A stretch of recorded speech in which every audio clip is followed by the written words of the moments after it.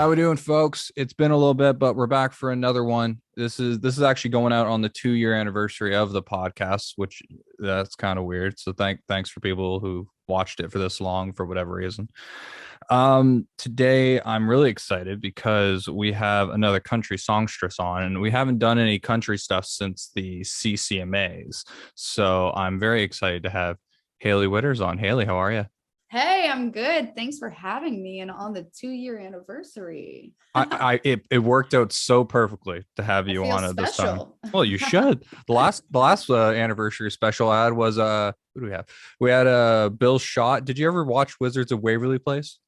No, Oh, I'm really okay. He was bad. like an old Yes. Disney Channel actor. And it Wow. was Oh my rant. gosh. It was just yeah, I did it for the meme, to be completely honest with you, just because we connected on TikTok and it was just too funny not to have him on.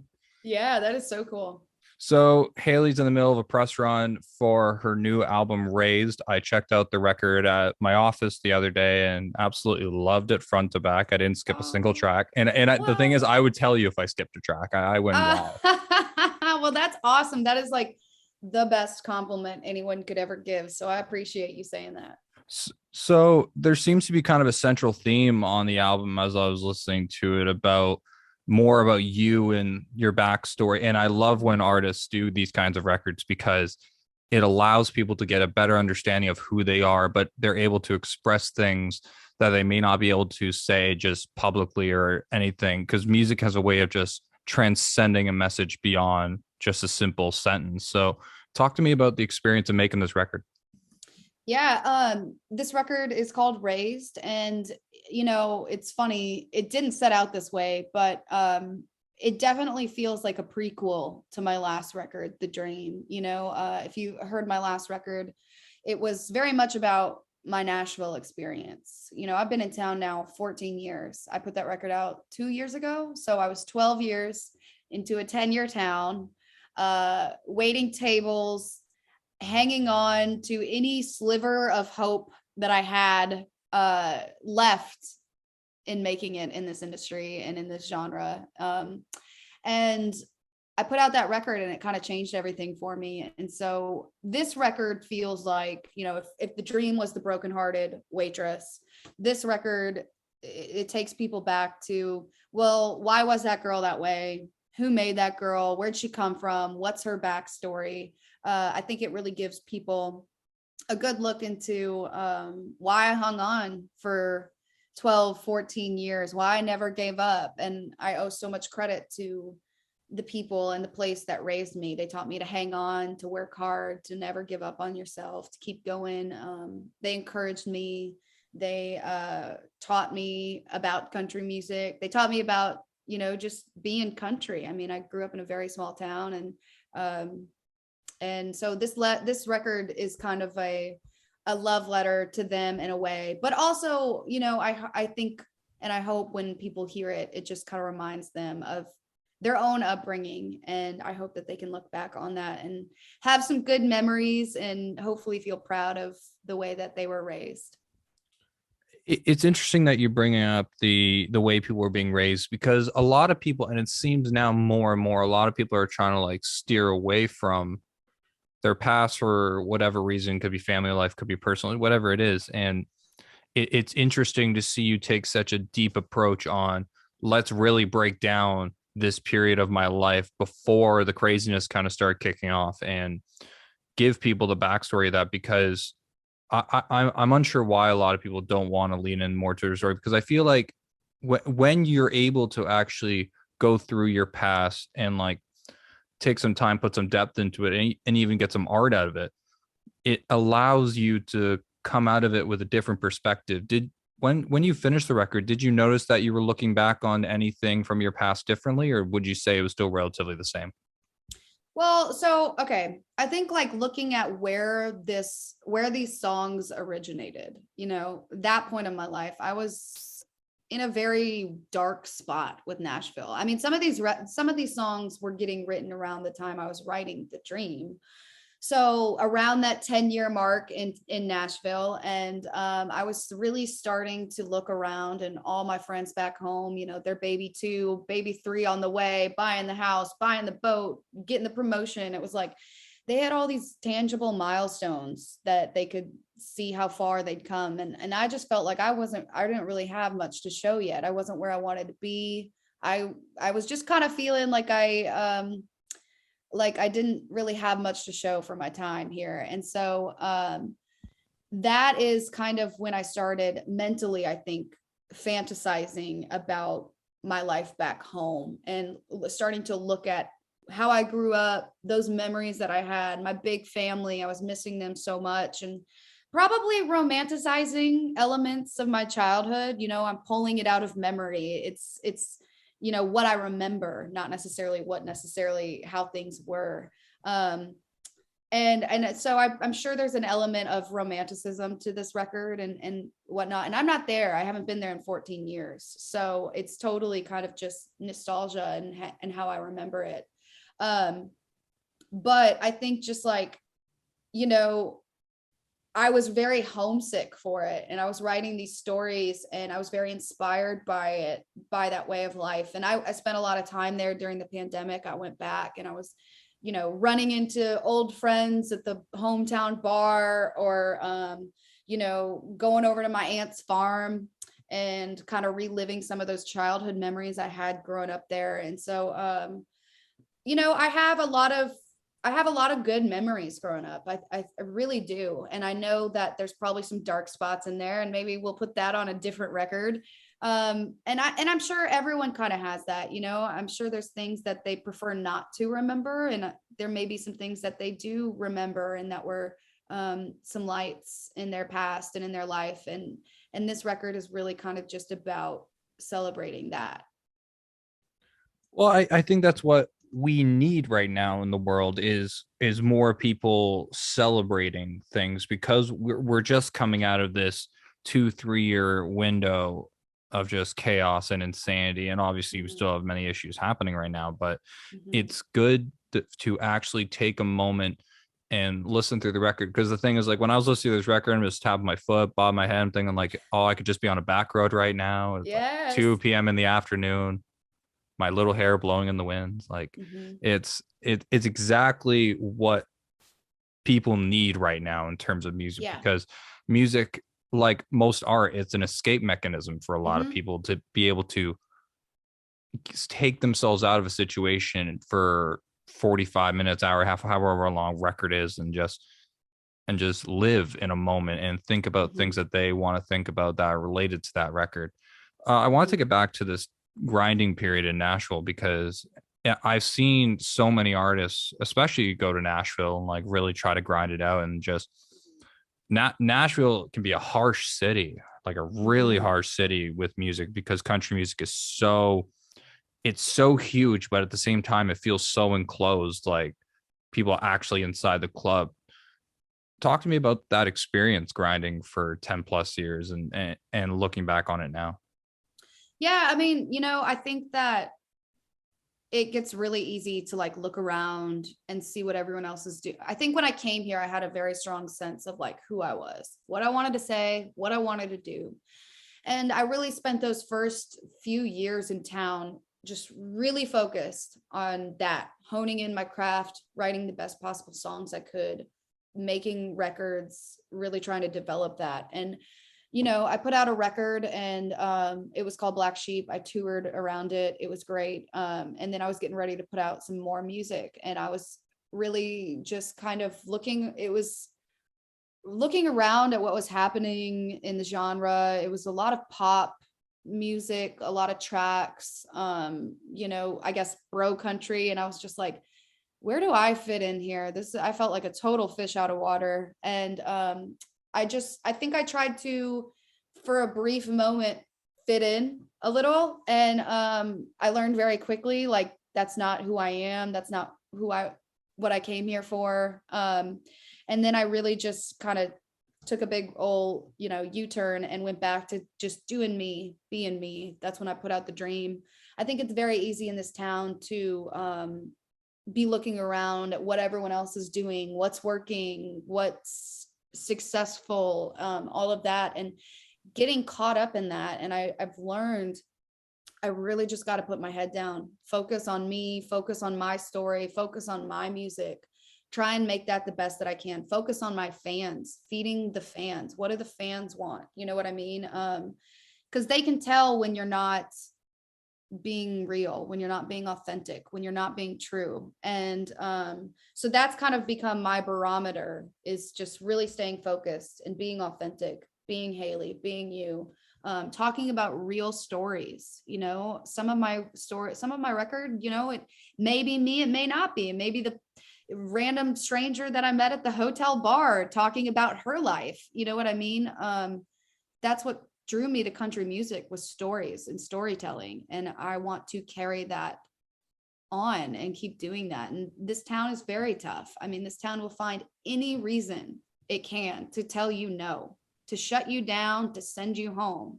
That's something, you know, every day. You have to fight to stay here. You have to fight to be here. You have to fight for yourself. You have to believe in yourself, because a lot of the time, no one else will believe in you. And if you don't believe in yourself, you're going to head on home real quick, you know? So find those people that do believe in you, that foster your creativity, that you're inspired by. Those are the people that are going to keep you alive while you're here, you know? And so focus on them and focus on your fans, the people who love what you do. Create for them, create for that, because at some point it will work.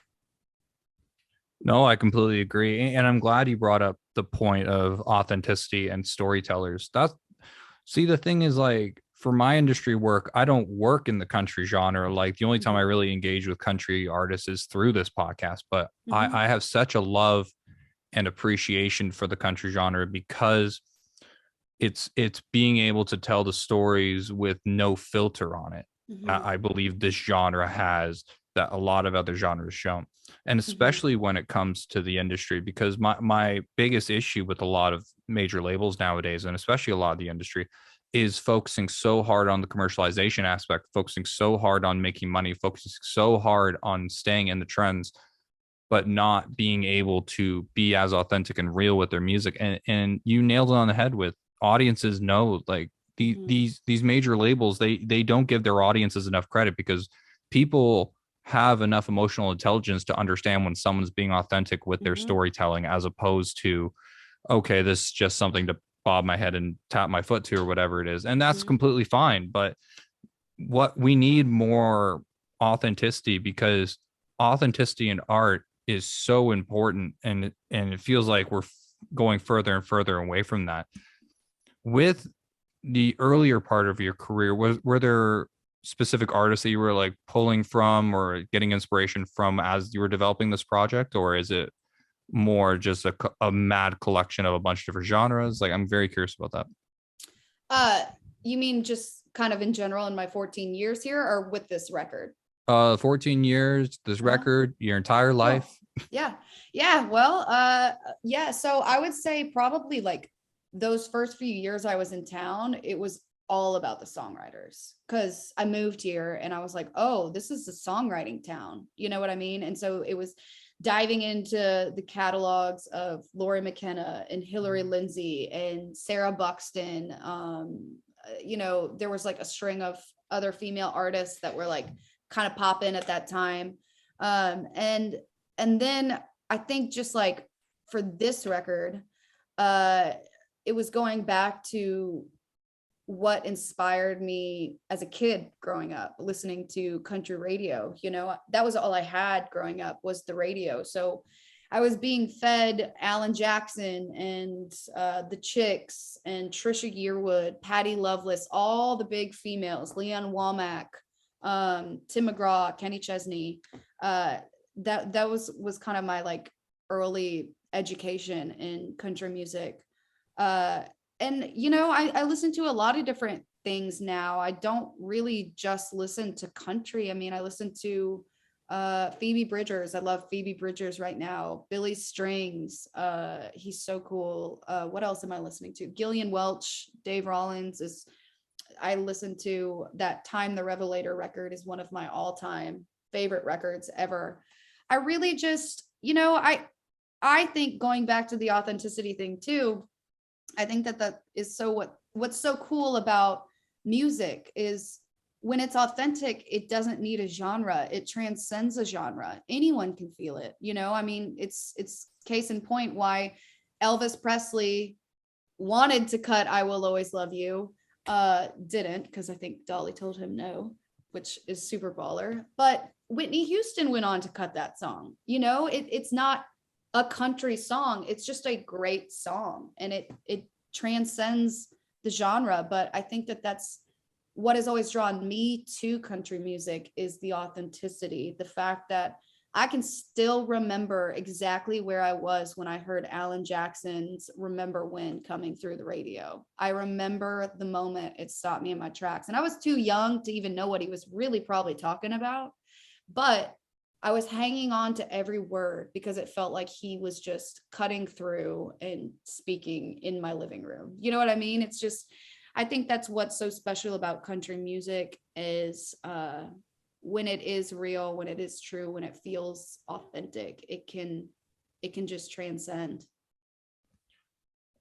I completely agree. And I was just thinking about the first time I heard Remember When. I kind of went through a very similar experience, because that was very powerful song. And I absolutely love Alan Jackson. And like even like growing up, like my mom was a huge Reba fan, or Yes. as huge Shania fan, and just Yes. and hearing all those classics, and just it showed me what storytelling can be in music. Because like while I got my industry start primarily working in rock, I I always kept falling back to country and folk and all these like more songwriter-esque genres. And it really gives me so much.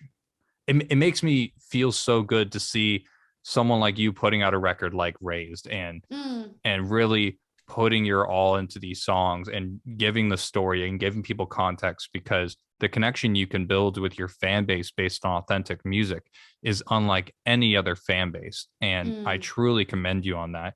In terms of like having a good support system around you, like you said, Nashville, it's a very tough town. It can eat you up. Who have been some of the key people either involved in your team or in just the people that you keep around you, just to keep you level and keep you supported? Yeah, I think that I've luckily somehow been surrounded by people who have been just really great, not only for my creativity, but for my sanity. One of the first people that come to mind is my producer, Jake Gear, who also happens to be my fiance. We've been together for 10 years now. So he's seen my story unfold.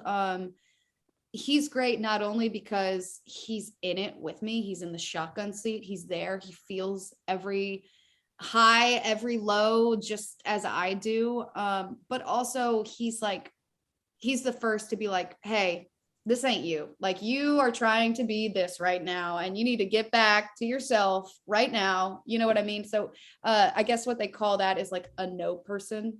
I've heard, as people become more and more successful in this business, everyone's always like, surround yourself with some people that aren't afraid to tell you no, because everyone will be like, oh, you're great, everything you do is so great. And I think that can very easily make an artist start going down maybe some paths that they shouldn't.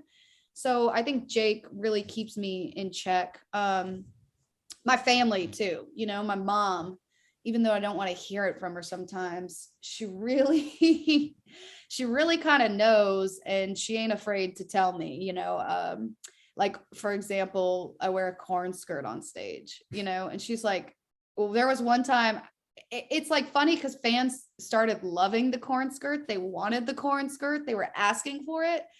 But my mom sent me a picture one night and was like, girl, it's time to change your clothes. And I was like, whoa, mom, first of all, chill with the sass, but also like, what do you mean? And so she's very blunt. She'll tell me like it is. And I think, even though sometimes you don't want to hear it, sometimes it's good to hear what your mother has to say about what you're doing. I think the songwriters, man, I mean, Lori McKenna, Hillary Lindsay, Jesse Joe Dillon, Brandy Clark, like, they just feed my soul, and they're so supportive. And it's just like this whole, like, build each other up, be happy for each other, be, share in the success, share in like the just like the excitement. And I think that that's so instrumental, is having a group of creatives around you who are willing to like go to those places with you and pull things out of thin air and just create. And I think too, my management team is great. I mean, I think that, you know, they're really supportive, but also, you know, I butt heads with them sometimes. I can be very stubborn, and learning to trust them has been one of the best things that has, I think, helped my career. You know, it's a really hard thing when you've been doing it by yourself for so long. You know, when I put out The Dream, I had nothing. I had no management, no record label. I didn't even have I think I barely had just signed a booking deal, no publicist.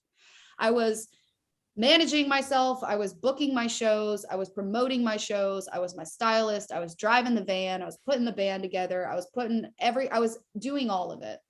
And I think in one hand, it was really great because I learned a lot, and I know how everything works now. But it was really hard when I signed management to start to hand some of that responsibility off to them, because it's your baby. You've built it this far, and you just hope that you can hand it off to someone who, you know, will be able to take some of the like work details off your back, but who will treat it with the same care and consideration that you did, you know. And I feel that with my management. I trust them.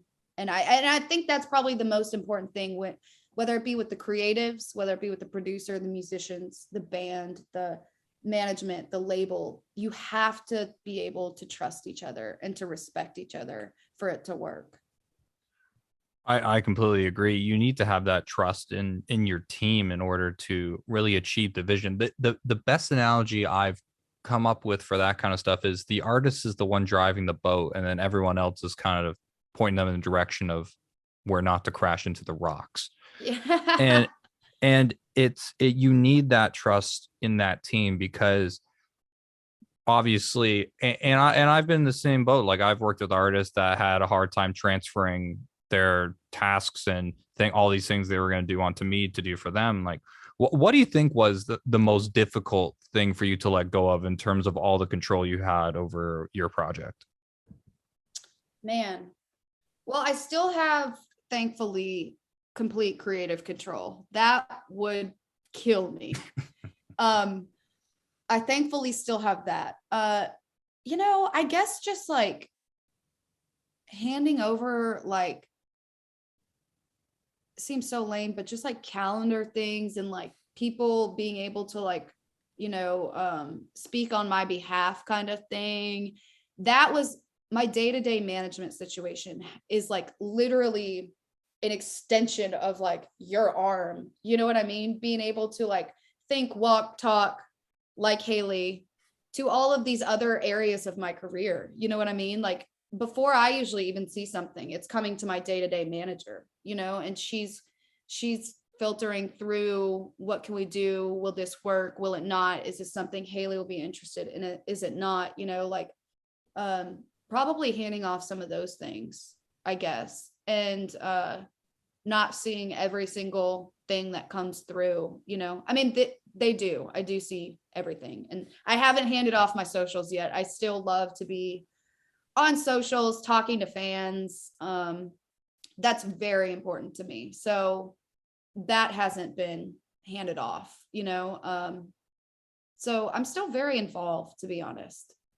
Oh, and I honestly think you should be. And it's good to hear that you're still so heavily involved in socials, because I know once a lot of artists get to that certain level, they're like, oh, I can't be bothered with this anymore. Let's just have some company run it and do all of our promo for us, which I get, because, you know, there's only 24 hours in a day. But the fact that you still have like a genuine interest in doing it is a huge plus.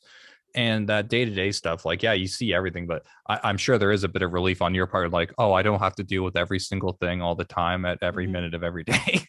Well, I mean, to me, it always goes back to the creative too. If I'm consumed with hundreds of emails or hundreds of like, you know, DMs or whatever, like that just takes away from my songwriting time. And I need to be rested and ready to go back in and be focused on writing songs. Because if I'm not writing songs and good songs, that's the thing that's getting this whole ship moving in the first place. And I don't ever want to start putting out just crappy music that feels half-assed, like I didn't have enough time or anything, like that's the most important part to me is the songs. That's what people are here, is to hear your songs. And so I need to find the balance of being able to, and I need people to help me. And that's what my team is there for, to be able to, make sure that like I still have time to go be creative and create records and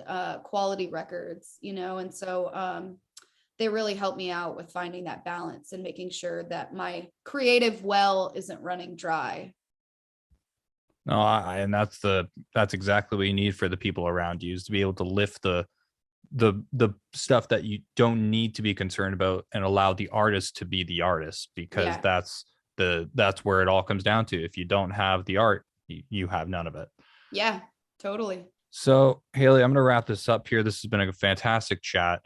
Yeah, Just so fun. curious what the next little bit looks like for you over the next year plus, whatever it is.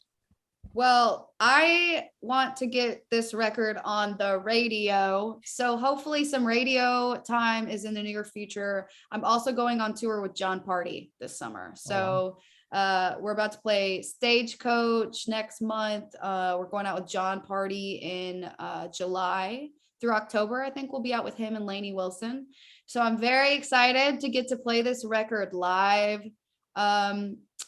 Immediate, I'm going to the Grammys tomorrow. So that'll be a fun weekend. I'm very excited about that. I don't think it's entirely sunk in yet. I don't think it will until I'm there, but that is a thing that is happening this weekend. Well, I hope you have a lot of fun, and I hope you stay safe. And this has been a great conversation. I really want to thank you for taking the time to join me for this. Yeah, thank you. This was great, and great questions. Very good questions. Kept it fun. Thank you. I appreciate it. So, Hailey, where can people find you and what you do? My website, HaileyWhitters.com. Go follow me on Instagram, TikTok. Hailey Whitters is my handle on all things. And yeah, start there. You'll find it. It can go, you can text me now. So go follow me and get on my text thread.